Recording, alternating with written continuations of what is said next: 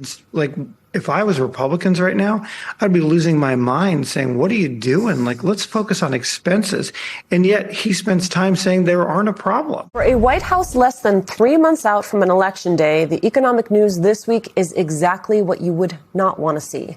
From the news that our national debt has now hit historic highs to a swing and a miss to stabilize a bond market that is jittery because of that staggering level of government borrowing, to the war in Iran driving up gas prices. It is all fueling a summer vibe shift on President Trump.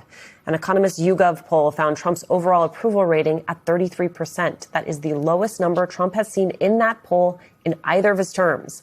And even his diehard followers appear to be vanishing. That poll reported a new low of just 17% of Americans strongly approving of his job performance, including less than half of Republicans. Jim Messina, Peter Baker are back with us. All right, Jim, plenty of presidents have faced down a potential midterm bloodbath. I wonder, though, when you look at those numbers, does it hint at something bigger, something deeper? It absolutely does. People talk about all the time, this might be 2018.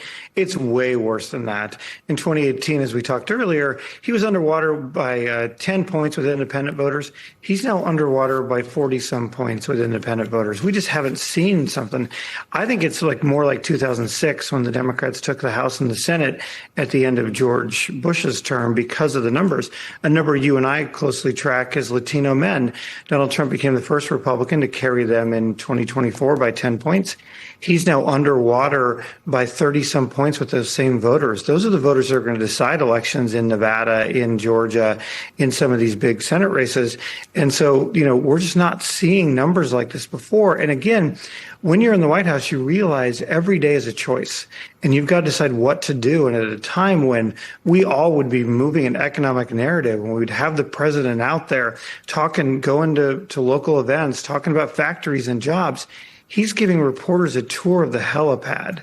He's distracting for days, to Peter's point about, defending Natalie Harp. It's like, if I was Republicans right now, I'd be losing my mind saying, what are you doing? Like, let's focus on expenses.